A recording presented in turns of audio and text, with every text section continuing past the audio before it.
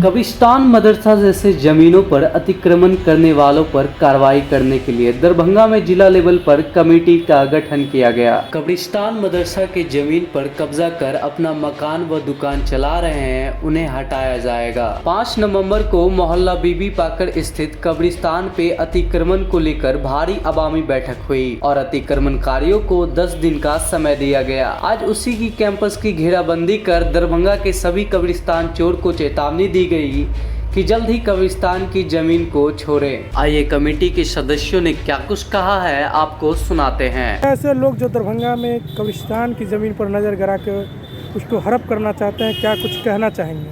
देखिए, सबसे पहले तो मैं उन लोगों को ये बता दूं कि अगर मुसलमान हैं और आपके अंदर ईमान है तो हदीस व कुरान का मुताला करें कि किसी कब्रिस्तान की ज़मीन पर नाजायज़ कब्ज़ा करना हराम है। उस पर दुकान बनाना या मकान बनाना या उसको बेच कर खाना वो हराम है। आपकी औलादें भी हराम खाएंगी और आप भी हराम खा रहे हैं। आज बीबी पाकर की इस कब्रिस्तान में देख लीजिए कि अवामुन्नास की एक बैठक हुई और यहाँ पर किसी ने दुकान बना लिया और एक फैसला हुआ कि उसे हटाया जाए।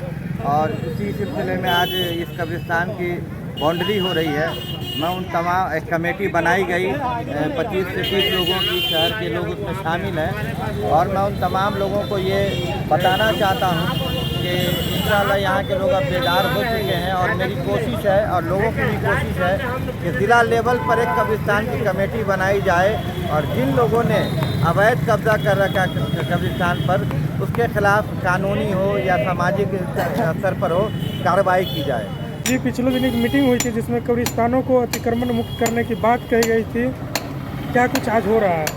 देखिए, उस रोज़ जो हंगामी मीटिंग हुई तो उस रोज़ ने मतलब सरवर कमाल की अध्यक्षता में एक अवामी बैठक हुई। अवामी बैठक में हमारे ज़िम्मेदार एजाज़ अहमद साहब जो कल्लू साहब यहाँ पर मौजूद हैं, इन्होंने बहुत अच्छी बात रखी कि ये कब्रिस्तान 7 बीघा कुछ कट्ठे का कब्रिस्तान है जो बेरारवी की वजह कर इस कब्रिस्तान के हर ज़मीन को, जायदाद को, सामना को लोग इंक्लोजमेंट कर लिया, जिसकी वजह कर इसके कोई सरबराह नहीं थे, सदर सेक्रेटरी मेम्बरान से होते वो नहीं थे।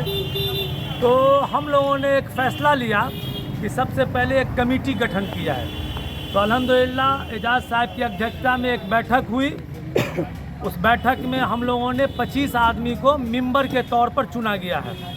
उस 25 आदमी में 7 आदमी एक्टिव मेंबर चुने गए हैं, जो इंशाअल्लाह ताला अब ये 4 कट्ठा 9 धूर का ये कब्रिस्तान यहाँ पर एक अलग टुकड़ा है जिसको इसराइल साहब इंक्लोजमेंट करके घर उर बना रहे थे, लेकिन उनसे भी सारी बातचीत हो गई है। उन्होंने एक अर्ज़ी भी दिया है। अर्ज़ी में उन्होंने साफ कह दिया है कि मुझे जानकारी नहीं थी, बिना जानकारी की वजह पर हमने इसको जो है कर लिया है और उस अर्ज़ी पर हमारा कुछ नज़रसानी कीजिए। तो कमेटी के हवाले उनका दरख्वास्त है। अभी उस पर हम लोगों ने कोई निर्णय नहीं लिया है, लेकिन जो कमेटी का फैसला होगा हम कमेटी के साथ हैं। फिलवक्त अभी इस कब्रिस्तान को जनाब एजाज साहब, डॉक्टर बिजली साहब और सरवर बाबू की अध्यक्षता में अभी हम लोग यहाँ पर आकर के इसको सामने से घेराबंदी कर रहे हैं। 12 फीट का गेट निकलवा रहे हैं ताकि ट्रैक्टर वगैरह मिट्टी उट्टी भरी जाए।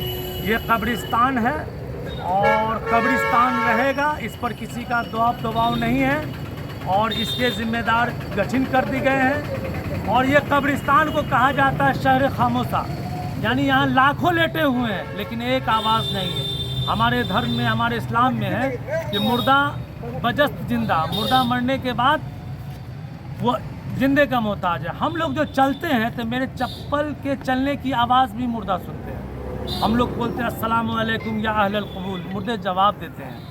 इसलिए हम लोग अल्लाह के रज़ा के लिए इस काम को कर रहे हैं और जो अतिक्रमण है सबको हटाने का काम करेंगे।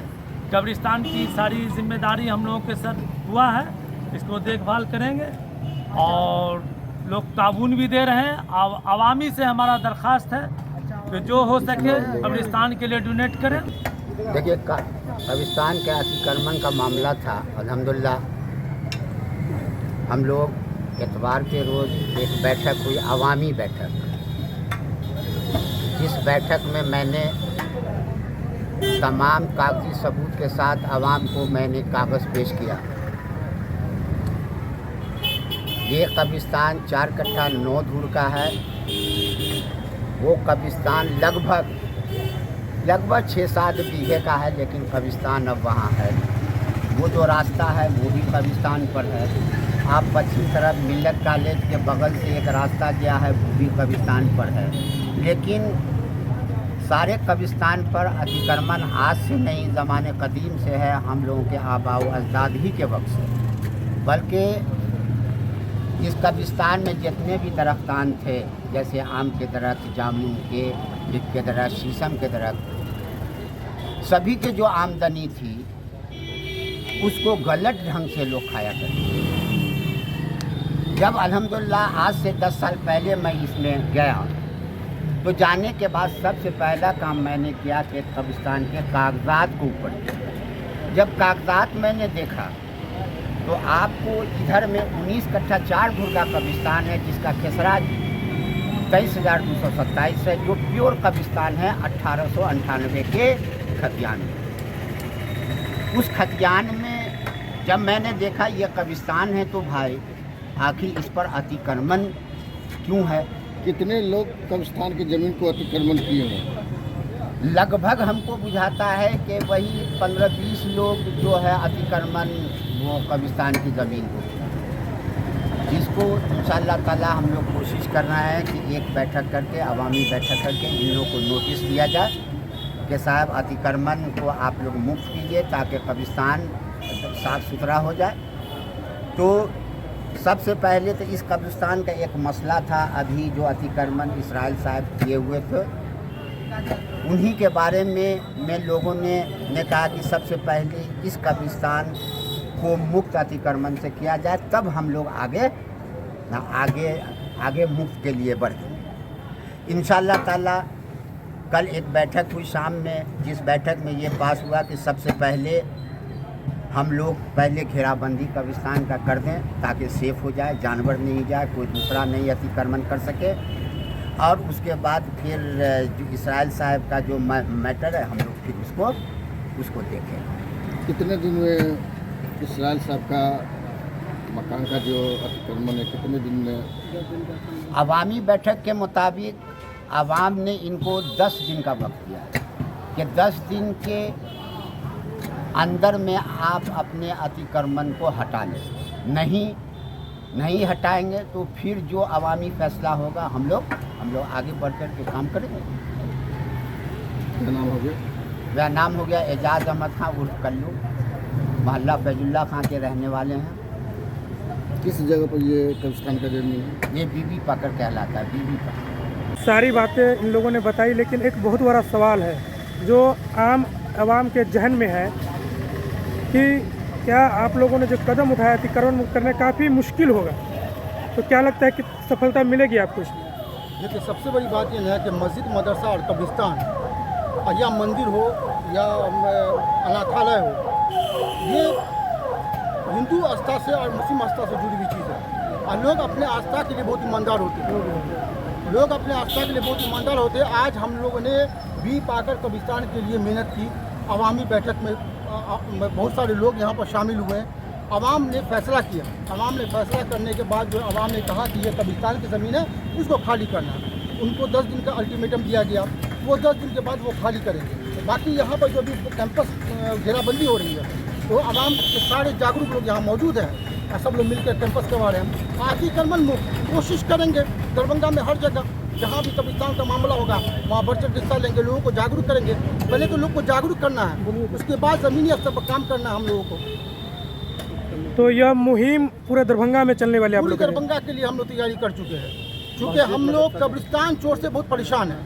और कब्रिस्तान चोर जो है जहाँ भी मौका मिलता है वो अपने, देखिए, कब्रिस्तान में घर बनाना, कब्रिस्तान में दुकान बनाना, उसका भाड़ा खाना वो हराम है। चूँकि इस्लाम में शरीयतन ये सख्ती से मनाही है। आप मस्जिद, मदरसा और ईदगाह में आप रेंट बना सकते हैं, रख सकते हैं, लेकिन कब्रिस्तान में इसका कोई परमिशन नहीं है। यहाँ गरीब भी दफन होता है, यहाँ अमीर भी दफन होता है। पहले अब हम लोग सुनते थे कि मुर्दा को दफन किया जाता है, अब जिंदा लोग घर बना के दफन हो रहे हैं और मुर्दा आशियाना बना रहे हैं कब्रिस्तान में। इसके लिए मुस्लिम समाज बहुत आक्रोशित है। दरभंगा शहर में बहुत ऐसा जगह है जो कब्रिस्तान को जमीन को बेच दिया गया। बहुत ऐसी जगह है। उन लोगों को क्या संदेश देना चाह रहे देखिए, हैं? मामला क्या है ना कि बहुत सारे लोगों ने पहले के दौर में ज़बानी वफ़ किया था। बहुत सारे लोगों ने पहले के दौर ज़बानी वफ़ किया था, तो उनके आल औलाद जो जब बड़े हुए तो यकीन बात है उन्होंने ज़मीन नहीं देखा, वक्त नहीं देखा, उन्होंने पैसा देखा कि बढ़ती हुई कीमत देखा, वो उनके दिल दिमाग में बेईमानी आने लगा। अब वो वक्त की चीज़ को उन्होंने बेच दिया। हालांकि हमारे इस्लाम में है ज़बान दिया तो ईमान दिया। दरभंगा महाराज ने भी बहुत सारी जगह मुस्लिम आस्था के लिए कब्रिस्तान को महाराजगंज में देख लीजिए, बहादुरगंज में देख लीजिए, कब्रिस्तान को मस्जिद को उन्होंने वफ़ किया। महाराजा की मस्जिद बिलाल को महाराजा ने वफ़ किया, बहादुर की मस्जिद को महाराजा ने वफ़ किया। तो हिंदू समाज के लोगों ने वफ़ किया, मुस्लिम समाज के लोगों ने वफ़ किया। कुछ चोर ऐसे हैं जो कब्रिस्तान को कब्जा करना चाहते हैं। ये सबसे बड़ी बात है कि जहाँ जहाँ भी कब्रिस्तान की प्रॉपर्टी हो, मस्जिद की प्रॉपर्टी, अम्बाड़े की प्रॉपर्टी हो, उन तमाम चीज़ों को एक कमेटी बनाई गई है, वो देख रेख करेगी और जहाँ जहाँ अतिक्रमण उसको अतिक्रमण कराया जाएगा। सबसे बड़ी बात है कि खुद हमारे जो इस्लाम में ये कहा गया है कि आप कब्रिस्तान की, मस्जिद की, अम्बाड़े की ज़मीन को आप अतिक्रमण नहीं कर सकते, उसका कोई उपयोग नहीं ला सकते हैं, उसका कोई फ़ायदा अपने जीवन में नहीं ला सकते हैं। तो जिन लोगों ने अतिक्रमण किया है उसको ईमान रहते हुए वो सबसे पहले वो खाली कर दें, ताकि समाज में एक मैसेज आए। नहीं खाली करेंगे तो मैं बिल्कुल कड़े लफ्ज़ में कह रहा हूँ कि उनका जबरन खाली करवाया जाएगा। और अतिक्रमण जहाँ जहाँ भी कब्रिस्तान का अतिक्रमण है उसको खाली करवाकर उसको पक्का बाउंड्री किया जाएगा, ताकि आने वाली नस्ल को ये समझ में आए कि ये कब्रिस्तानी था।